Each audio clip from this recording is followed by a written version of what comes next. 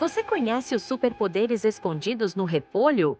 Rico em fibras, vitaminas e antioxidantes, ele fortalece a imunidade e regula o intestino. Tem ação anti-inflamatória e ajuda na prevenção de doenças como artrite e até câncer. É leve, ajuda na digestão e ainda dá aquela sensação de saciedade que ajuda a emagrecer.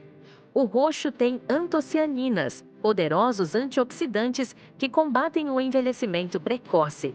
Você pode usar cru, refogado, no suco verde e até como base para pratos saudáveis. Incluir repolho na dieta é uma forma natural de ter mais energia, menos inflamação e um intestino feliz. Gostou da dica? Então curte, compartilha e segue o canal. Naturalmente bem para mais vídeos como esse.